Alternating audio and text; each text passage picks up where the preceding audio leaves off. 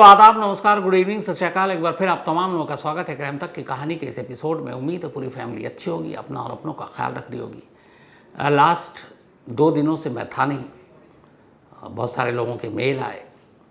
इत्तेफाक से हुआ ये कि लास्ट मंडे को मेरी वाइफ की एक सर्जरी थी, तो सर गंगाराम अस्पताल में था और सब कुछ ठीक ठाक हो गया। मंडे की रात को मैं गया था और ट्यूसडे को पहलगाम में यह हादसा हुआ।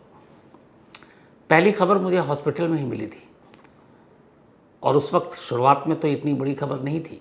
पहले यह था कि कुछ लोग घायल हुए, लेकिन जैसे जैसे वक्त बीता फिर खबर आई, फिर जो लोग मारे गए बेकसूर निहत्थे 26 तक उनकी गिनती पहुंची। तो धीरे धीरे जब ये खबर मिल रही थी और मैं देख रहा था, और जिस तरीके से ये हुआ कि पहली बार 30 साल के बाद कश्मीर में टूरिस्ट जो घूमने गए, कुछ हनीमून पर गए, कुछ छुट्टियां मनाने गए, कुछ का सपना था कश्मीर देखना, और उन बेकसूर निहत्थे लोगों को जिस तरीके से मारा गया। और ये खबर मैं लगातार हॉस्पिटल में बैठकर देख रहा हूँ और पता कर रहा हूँ। एक तरफ ये पहलगाम से खबर आ रही है और दूसरी तरफ मैं इत्तेफाक से उसी दिन सर्जरी थी 22 अप्रैल को वाइफ की।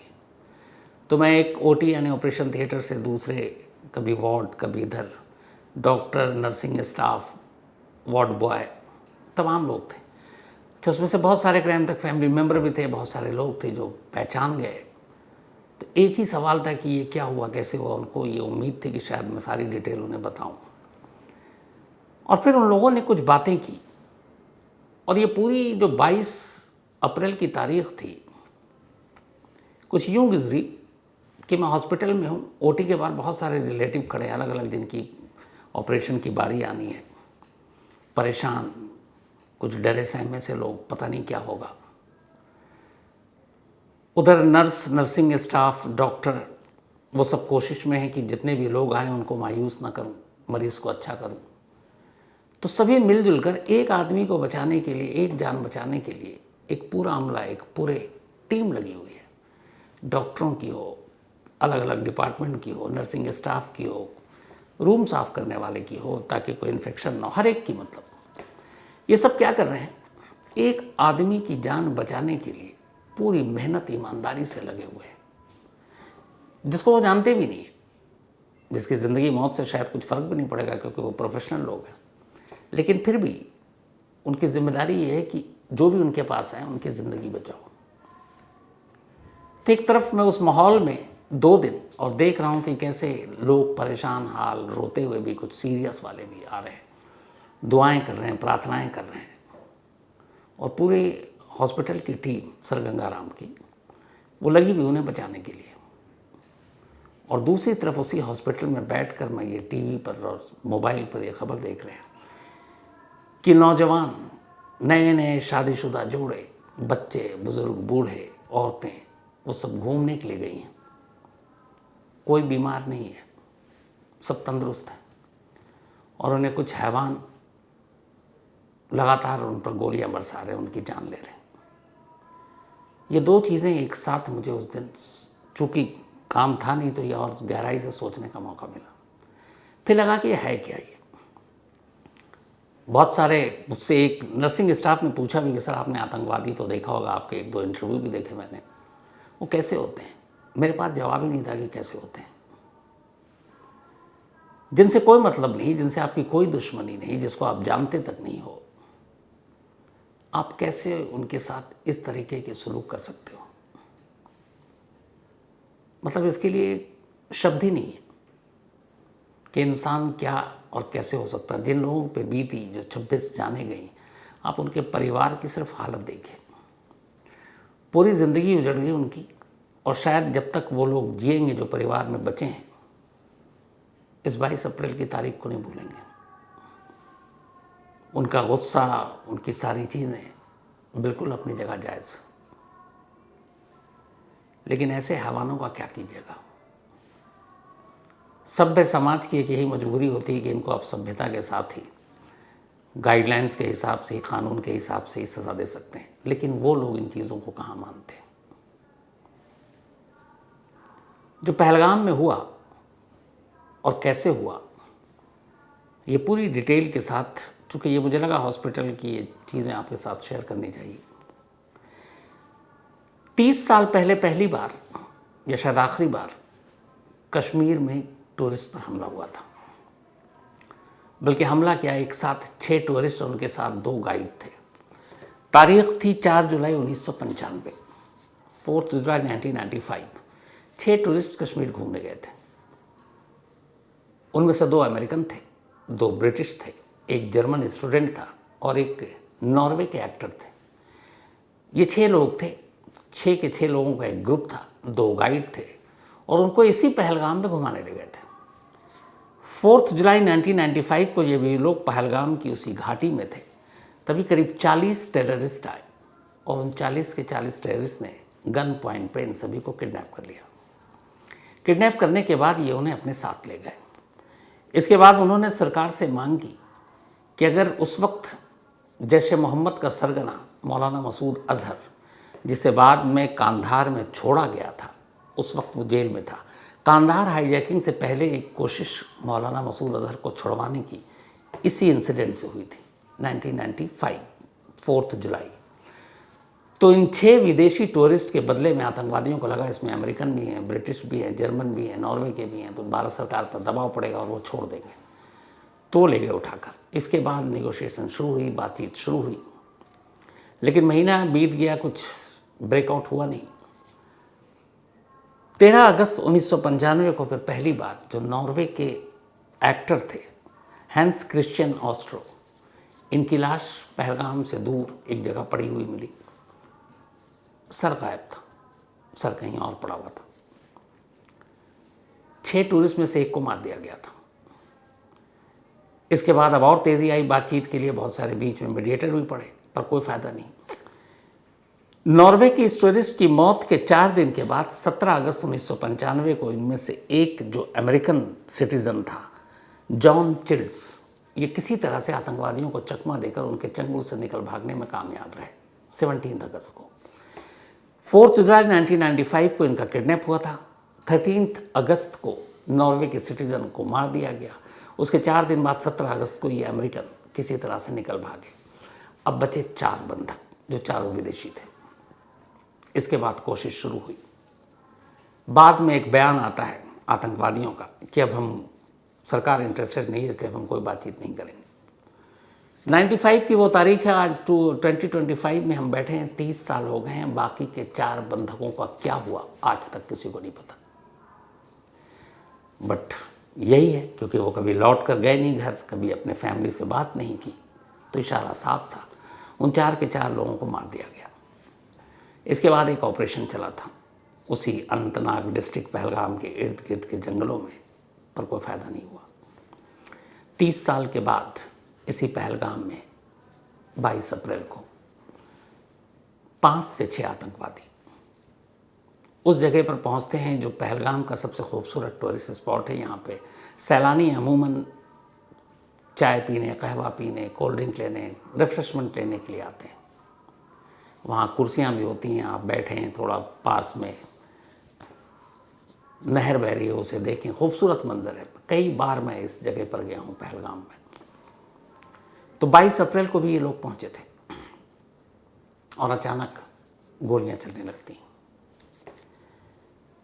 ये लोग कौन थे, कैसे आए, जो अब तक की इन्वेस्टिगेशन हुई है वही कहानी आज आपके सामने है। असल में ये जो पहलगाम का एरिया है, इसके इर्द गिर्द चारों तरफ जंगल ही जंगल है, और जंगल भी ऐसे नहीं, घने जंगल। इन जंगलों के ऊपर की खासियत यह है कि सर्दी के महीने में यहाँ बर्फ़ पड़ती है, 10 फुट गहरी तक बर्फ़ हो जाती है। तो सर्दियों में इस बर्फ़ के बीच में रहना बड़ा मुश्किल होता है इंसानी ज़िंदगी का।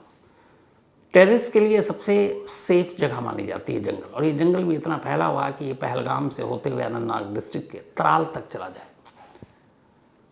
तो जब सर्दी पड़नी शुरू होती है तो इस जंगल में जितने भी आतंकवादी पनाह लिए होते हैं वो नीचे उतर जाते हैं।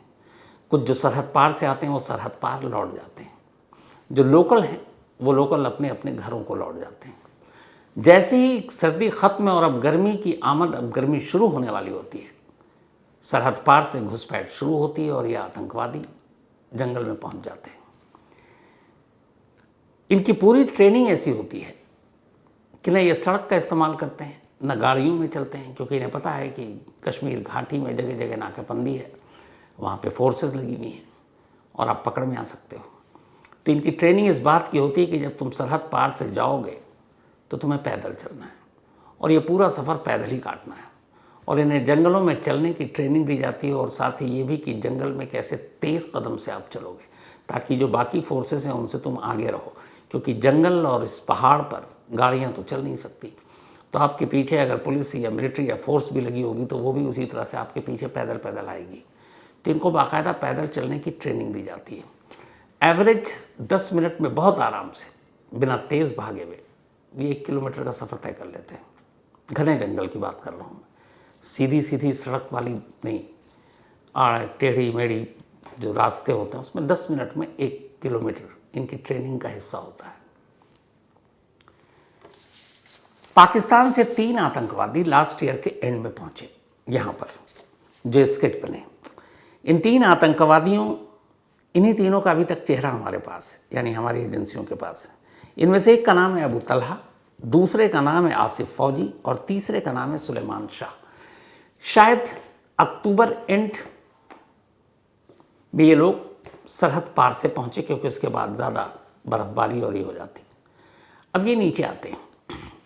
नीचे आने के बाद ये जंगल होते हुए जो कुछ बस्तियां होती हैं जहाँ इनके लोकल हैंडलर्स होते हैं, ये उन तक पहुँचते हैं। तो ये लोग पहले नीचे ही रहे। इसके बाद जैसी ही ठंड ख़त्म हुई, अब फरवरी के बाद गर्मी शुरू हुई, तो ये अब तक इनके छुपे होने का जो ठिकाना था वो त्राल की तरफ था। फिर ये वहाँ से निकलते हैं। एक लास्ट ईयर अंडर टनल में एक आतंकवादी हमला हुआ था, शायद अक्टूबर में ही 7 लोगों की मौत हुई थी। ये जो आतंकवादी का ग्रुप था पाकिस्तान से आया था, शक यही है कि ये इन्हीं का काम था। उस हमले के बाद ये तराल से होते हुए इधर पहुंचते हैं पहलगाम की तरफ।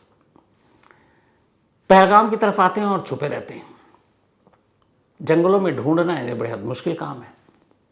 ये अपने पास कोई गैजेट भी नहीं रखते सिवाय हथियार के। गैजेट न रखने से किसी भी तरह का, जैसे फ़ोन या कोई और ऐसी चीज़, ये पता ही नहीं चलता कि इनकी लोकेशन क्या है, ये कहाँ है। इनको जब जब किसी से कांटेक्ट करना होता है, इनकी पहले से ही फिक्स होता है कि ये कहाँ पे होगा, कहाँ मैसेज देंगे, किस पॉइंट पे मिलेंगे, क्या ज़रूरत की चीज़ें हैं। यहाँ तक इनकी ट्रेनिंग का पार्ट इनका खाना पीना भी होता है कि अगर जंगल में है तो जंगली चीज़ ही खाओगे। इनको ट्रेनिंग जो दी जाती है ख़ास तौर पर, ये जो जिस ग्रुप ने क्लेम किया है the resistance force TRF, Pakistani army ने ट्रेनिंग देती है। ये लश्कर तैयबा का ही एक विंग है TRF, जिसने क्लेम किया है इस हमले की जिम्मेदारी ली है। और ये बहुत पुराना संगठन नहीं है, 2019 में इसका गठन हुआ। जब कश्मीर को स्टेट से हटाकर और वहाँ 370 वाली बात आई, उसी के बाद 2019 में ख़ास तौर पर इसी 370 के ख़िलाफ़ इस ऑर्गेनाइजेशन को खड़ा किया गया। सोशल मीडिया का सहारा लेकर कश्मीर के नौजवानों को ये गुमराह करते हैं और अपने ऑर्गेनाइजेशन में शामिल करने की कोशिश करते हैं। शेख सज्जाद इस TRF का हेड है, जो इस वक्त पाकिस्तान में और वहीं से इसको ऑपरेट करता है। तो उसने इस TRF के 3 लोगों को भेजा इंडिया। अब ये जंगल में भटक रहे हैं, सड़क के रास्ते चल नहीं रहे, गाड़ियाँ ये इस्तेमाल करते नहीं हैं, और चलते चलते आखिरकार ये त्राल से पहलगाम तक पहुँचते हैं। अब ये पहलगाम के जंगलों में है। यहाँ पे 2 रिपोर्ट हैं। पहली रिपोर्ट ये है कि जो इनको इस बार भेजा गया इन 3 लोगों को, इनका टारगेट ये था कि जो जुलाई में अमरनाथ यात्रा शुरू होती है, पहलगाम उसका मेन बेस कैंप है। पहलगाम से ही अमरनाथ की यात्रा की शुरुआत होती है। चूँकि मेन बेस कैंप है तो वहाँ पहुँचना होता है। तो इनका ये था कि तुमको मेन बेस कैंप के पर जाकर कुछ आतंकवादी घटना को अंजाम देना है। लेकिन जुलाई में अभी वक्त है, क्योंकि अभी अप्रैल का महीना चल रहा है। अभी मई, जून, जुलाई, लगभग 3 महीने, 2 महीने से ज़्यादा। अभी उसी पहलगाम के जंगल के ऊपर है। टूरिस्ट पर चूँकि 30 साल के बाद कभी हमला हुआ नहीं, तो जितनी भी हमारी सुरक्षा एजेंसियां थी वो इसको लेकर अलर्ट नहीं थी। उसकी वजह ये है कि टूरिस्ट स्पॉट जितने भी कश्मीर के हैं, चाहे वो गुलमर्ग हो, सोनमर्ग हो, पहलगाम हो, श्रीनगर हो, श्रीनगर में तो खैर फोर्स वैसे रहती है, तो कभी निशाना नहीं बनाया गया।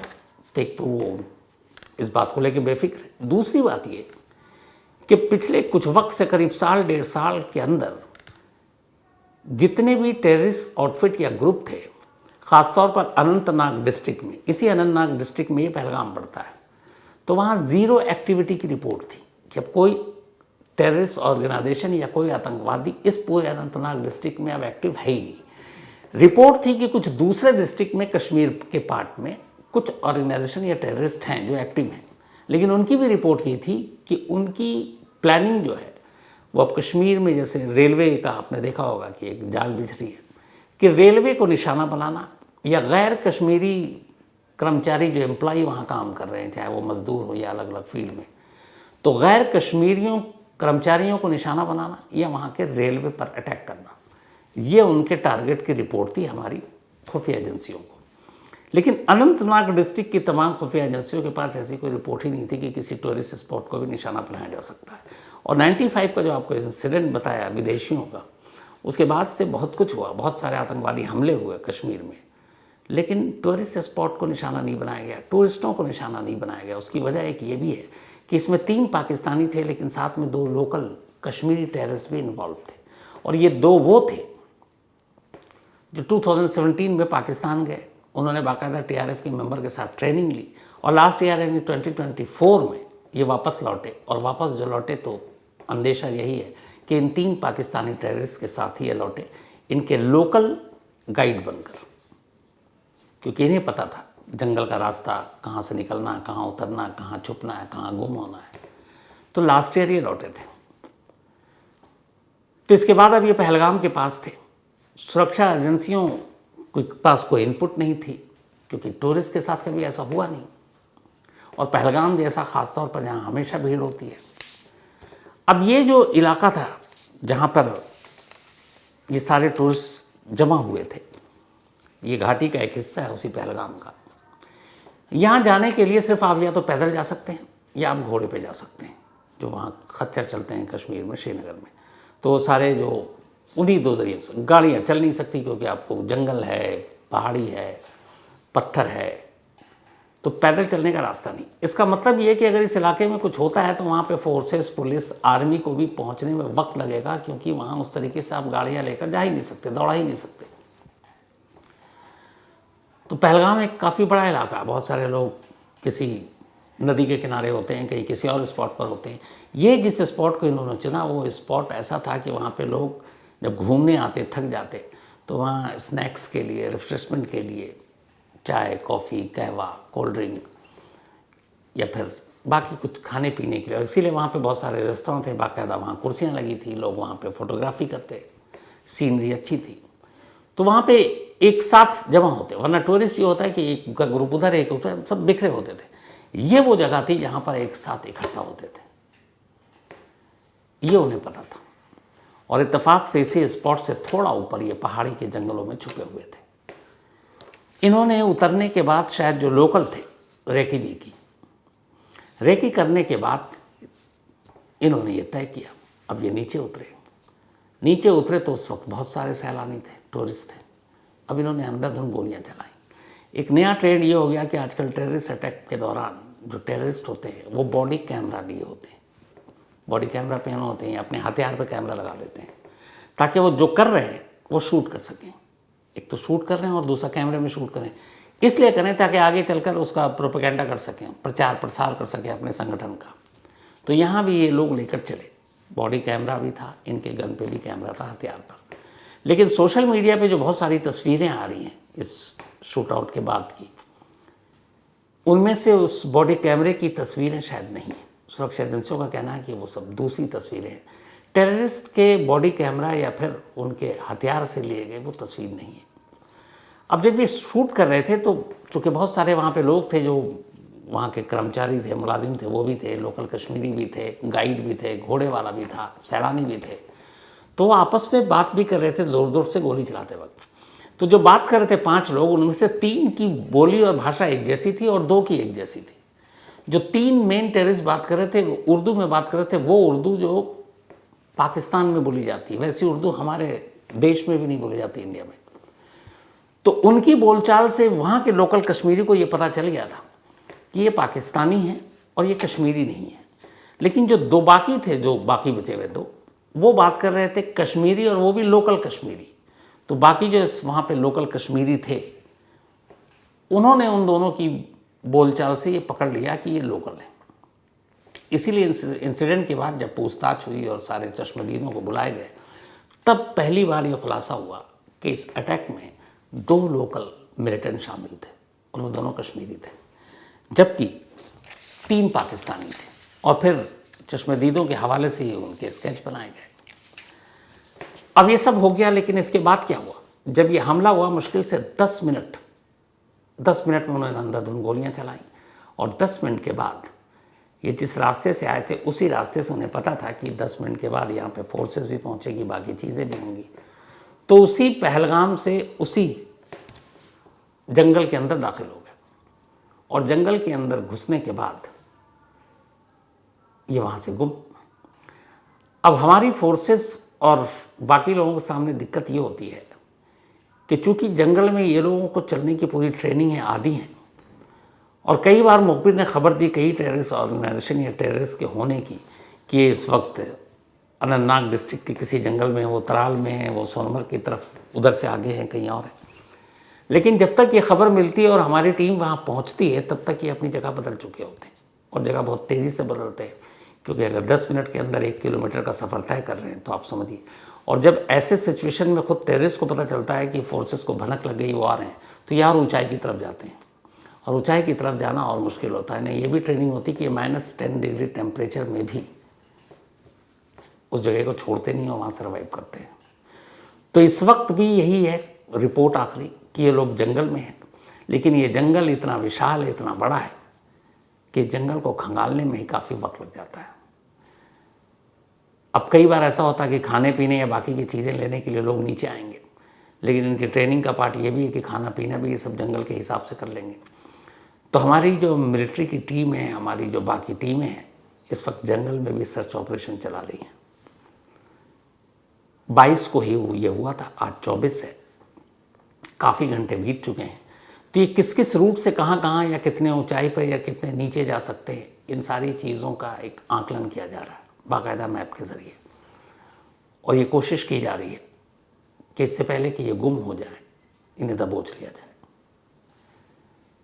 तो टीम लगी हुई है और उम्मीद यही है इन्हें पकड़ा जाना चाहिए, इन्हें इनके किए की सज़ा जल्द से जल्द मिलनी चाहिए, क्योंकि इन्होंने जो कुछ किया है, कम से कम इंसानियत के डिक्शनरी में माफ़ी के लायक तो कुछ है ही नहीं। तो इस वक्त NIA को इस मामले की जांच सौंपी गई है। NIA की एक भारी भरकम टीम घाटी पहुंच चुकी है, जिसमें बड़े बड़े इस टीम में इंस्पेक्टर जनरल हैं, डिप्टी इंस्पेक्टर जनरल हैं, सीनियर सुपरिटेंडेंट हैं और बाकी तमाम लोग हैं। इस टीम के अलावा वहाँ की जो मिलिट्री इंटेलिजेंस है वो अपना काम कर रही है, जो जम्मू कश्मीर की लोकल पुलिस है वो NIA की हेल्प कर रही है, जो इंटेलिजेंस ब्यूरो यानी IB वो अपनी तरफ से इनपुट इकट्ठा करने की कोशिश कर रही है। और हर एक का इस वक्त बस एक ही लक्ष्य, एक ही टारगेट है, पहलगाम के इन गुनहगारों को जल्द से जल्द पकड़ कर उन्हें उनके किए की सज़ा देना। बेशक देर हो रही है, लेकिन ये पकड़े ज़रूर जाएंगे। और इस बीच भारत सरकार ने भी बहुत सारे कदम उठाए हैं, क्योंकि इसका सीधा सीधा रिश्ता पाकिस्तान से जुड़ रहा है। जो 3 पाकिस्तानी टेररिस्ट हैं, उनका संबंध सीधे सीधे द रेजिस्टेंस फोर्स यानी TRF से है, जो लश्कर-ए-तैयबा की ही एक शाखा है, और उसी लश्कर का चीफ हाफिज़ सईद है, वो भी वहीं छुपा हुआ है। मुंबई अटैक के सिलसिले में हमें उसकी तलाश है। तो इन सारी चीज़ों का पनाहगार पाकिस्तान है, और इसीलिए भारत सरकार ने पाकिस्तान से बहुत सारी चीज़ें, जैसे एम्बेसी में अपने स्टाफ कम कर दिए, चौकियाँ बंद कर दी, ट्रेड तो वैसे भी नाम कर रहा है। इसके अलावा जो सिंधु नदी का वो पानी है उसको रोकने का फैसला किया गया है। जो पाकिस्तानी इंडिया में हैं, जब वीज़ा से आए हैं वैलिड, उनको वापस भेजने के लिए 48 घंटे का टाइम दिया गया है। ये सारे कदम उठाए जा रहे हैं, बातचीत हो रही है, लेकिन सवाल यही है कि ये हर बार हमेशा इस हमले के बाद होता है। फिर क्या होता है, थोड़े दिन बाद हम लोग भूल जाते हैं। सिर्फ वही परिवार याद रखता है जिस परिवार के ऊपर ये बीती है। कई सारे लोगों का ये भी कहना था कि ऐसा हम क्यों ना सीधे पाकिस्तान के साथ अपने रिश्ते को ख़त्म कर लें, किश्तों में ये बंद करना, वो करना, एम्बेसी से स्टाफ कम कर देना, क्या यही हाल है? तो उस पर असल में एक दिक्कत है। भारत पाकिस्तान के साथ या पाकिस्तान भारत के साथ पूरी तरीके से रिश्ते ख़त्म नहीं कर सकता। इसकी कई वजह हैं, लेकिन 2 से 3 सबसे अहम वजह है। पहली वजह यह है कि हमारी भारत की सबसे लंबी जो सीमा है, बॉर्डर है, सरहद है, वो पाकिस्तान से लगती है। अब पाकिस्तान के साथ हमारी सरहद है बहुत लंबी, कई 100 किलोमीटर की। तो जिस पड़ोसी के साथ आपकी सरहद लगी है, ऐसा नहीं हो सकता कि आप उससे बातचीत बंद कर दें। बहुत सारी ऐसी चीज़ें डे टू डे बेसिस पे होती है कि आपको बात करनी पड़ेगी। तो बात करने के लिए तरीका क्या होता है? एक प्रॉपर चैनल, डिप्लोमेटिक चैनल, इसीलिए एम्बेसी होती है, इसीलिए एम्बेसडर होते हैं, इसीलिए दूतावास होता है। जैसे आज ही की खबर है कि एक बीएसएफ के हमारे जवान को पाकिस्तानी रेंजर ने पकड़ लिया क्योंकि वो गलती से पाकिस्तान की सरहद में चला गया। अब दोनों सरहद के अफसरों के बीच में बातचीत हो रही है। अब ऐसे सोचिएगा, अगर बातचीत नहीं है, हर तरफ से रिश्ता खत्म है, तो फिर बातचीत आप कैसे करेंगे? तो हर बात, हर चीज़ के लिए छोटी छोटी आप जंग नहीं कर सकते। तो पहला मसला यही है कि इतना लंबा बॉर्डर है हमारा कि हमें बातचीत कभी ना कभी करनी पड़ती है। नंबर 2, इंडिया और पाकिस्तान दोनों न्यूक्लियर वेपन कंट्री, परमाणु बम हैं दोनों के पास। तो ऐसे में बहुत सारे समझौते होते हैं, जिस समझौते के तहत ये भी है कि बातचीत का सिलसिला रहना चाहिए, वरना कुछ भी हो सकता है। तीसरा, यूनाइटेड नेशन के दोनों मेंबर हैं। यूनाइटेड नेशन के मेंबर होने के नाते भी बड़ी सारी मजबूरियां और बंदिशें और बेड़ियां होती हैं। वो बेड़ियां भी भारत के साथ हैं।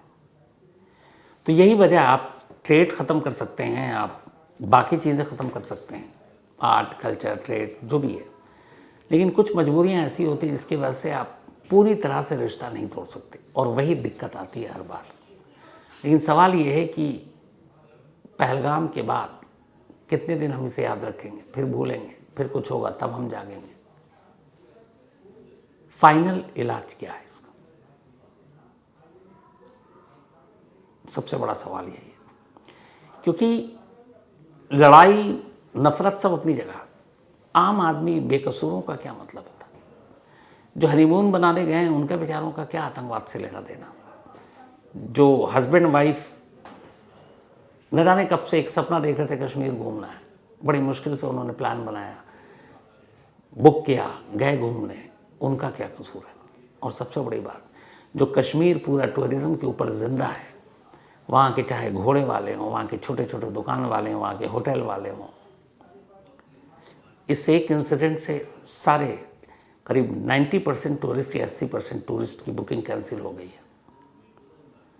उनका रोज़गार का क्या होगा? अगर यही बात है, जिहाद की यही बात है, इस्लाम की यही बात है कि ये सब कुछ इसी के नाम पे हो रहा है, तो भाई तुम तो अपने ही लोगों के ख़िलाफ़ जुल्म कर रहे हो। फिर तो धोखा किसे दे रहे हो? जिनकी अब रोज़गार नहीं, क्योंकि टूरिस्ट से ही चलता है, अब वो टूरिस्ट तो सब लौट आए, तो उनका, वो कैसे ज़िंदा रहेंगे? उनका क्या कसूर है? वो रो रहे हैं, और किसकी वजह से रो रहे हैं? उन लोगों जैसे मुट्ठी भर लोगों की वजह से। तो इसीलिए ना वो किसी के अपने हैं, ना किसी के सगे हैं, ना उन्हें किसी के दुख से मतलब है, ना उन्हें किसी के सुख से मतलब है, उन्हें बस खून से मतलब है। और ऐसे लोगों को इंसान कहना भी इंसानियत की तौहीन है।